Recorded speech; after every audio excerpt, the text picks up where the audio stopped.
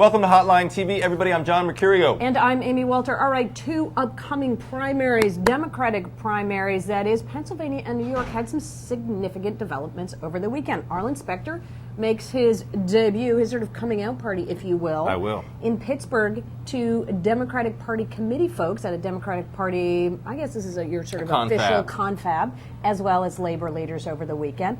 And for Kirsten Gillibrand, she's starting to rack up the endorsements from New York City Pauls, including Nydia Velázquez and Congressman Towns. Adolphus Towns, right? yes. Indeed. All right. So we got a little game we're playing here today. It's called Who's More Likely, for lack of a better name. I just came up with that off the top of my head right now. It's pretty creative. We're talking about Arlen Specter, Kirsten Gillibrand. Who's more likely to... ...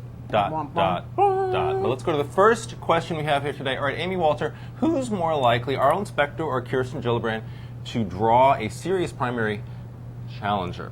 Amy Walter, go. Well, thanks in part to the Obama administration's shenanigans. I don't like to use the word shenanigan. I'll just say why? Because it's strong arming. Strong arming? Perhaps. Okay. Or discussions. Please. In New York. It looks like the significant primary challengers have been encouraged to get out of the race. You don't consider Carolyn Maloney to be a significant primary challenger, Amy? The one thing I will say is she is putting together a team, and she seems to be very committed to doing this. Right. 90% of the vote's going to come out of New York City.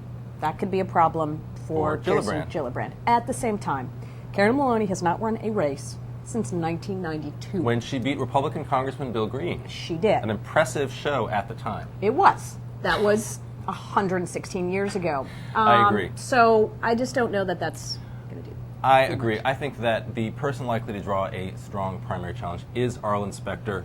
I'm putting Joe Stack's words, I'm taking him at his word where he said that it would take an act of God for him not to run. I'm putting God above Joe Trippi and all the people who were working on Carolyn Maloney's campaign and saying, sure, I think that Arlen Specter draws a campaign. And frankly, I think it becomes a pretty good race on the Democratic side in Pennsylvania. It will be a very good race. And I think it was indicative today, or this weekend, just how apathetic labor seems to be with Arlen Specter. And I think even if he gives them their vote, my question is... Here's my thing about labor. Come on, right, when is how the big last of a deal time they're going to be? they've mattered? I'm sorry, I love the labor union movement. I have good friends who are going to kill me now that I've said that. But when is the last time labor mattered? They matter to political prognosticators who like to talk about the power of labor in terms of actually organizing and getting out the vote. I don't recall a recent campaign. You don't think they had anything to do with Hillary Clinton in Pennsylvania?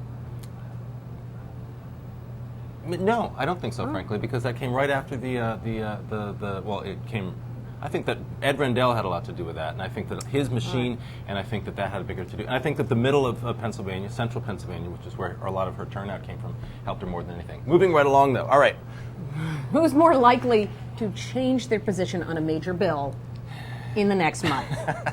So far, we've had... All right, hold on. Let's go through EFCA on the Specter side. Right. Well, now he says, you're going to like my vote. Don't you worry, people. You're going to like it no matter what. I'm going to vote for whatever comes out. You'll be satisfied. Don't trust. Don't worry about it. Okay. Gillibrand, whatever. She's on guns. On immigration, guns, gay marriage, or just I can't remember civil about what unions. it is on gay marriage. I think she went with Patterson. She said she was, Patterson's protege. I'm going to go with I'm going to go with Gillibrand. Yeah, she has. I'm going to go with Gillibrand. I'm going to say that she Which is quite remarkable. The person who is a Democrat is and having always changed has more been a Democrat. positions than It shows the you Republican. It's a bigger leap to go from upstate to downstate New York than it is to go from D to R in Pennsylvania. Profound. I think that Nydia Velázquez said it best in endorsing Kirsten Gillibrand. She was asked why, and she said she's changed a lot. She really has changed a lot. She's matured and changed her position. She used to represent a Republican district, and she voted like a Republican. Now she doesn't. Which brings us to the next question, which is, will these position changes give them trouble in a primary? Which one was more likely to be troubled by the stance that they're taking in a primary to win over liberals? A couple things that we have to know before we can really answer that question well. We need to know who runs on the Republican side, both in Pennsylvania and New York. We need to know whether Jim Gerlach gets into the Republican race. Increasingly looking unlikely, though, right? I mean, unless you've heard Nope, otherwise. I just think, that's true. We need to know whether Congressman King runs in New York. We need to know what sort of, and if neither of them runs, if there isn't a sort of a moderate to centrist Republican who can appeal broadly, then each of those candidates in both of those blue states, I think, can win. Have but a pretty you can wide make the swath argument, of Democratic vote. Right, the flip-flop, just as you said, Labor tends to not have much of an influence as it has been portrayed, which I don't disagree. Okay. I don't disagree. Good. But same thing with the flip-flop argument. I think that rarely works. Unless you say I voted for something and then I voted against it. Yeah, and if you're already John Kerry and you're on but for the most part, I don't think that holds as much sway as voting for something that is intensely unpopular. And in both of those states, I don't think that voting with Labor or voting with social moderates is going to give them trouble. Okay. I agree. All Finally, right. this is a good question. Who is the most likely to get the first visit from Barack Obama? Arlen Specter. Arlen Specter. He's going to have, regardless, he's going to have a tougher race, and I think that the White House owes it more to Specter. They owe more to Specter right now than they do to Gillibrand. Well, and they need Specter more. Exactly. And they need him for the votes. That's a very good point. Okay. So I think, yeah. And then finally, who do we think is more likely to lose the primary?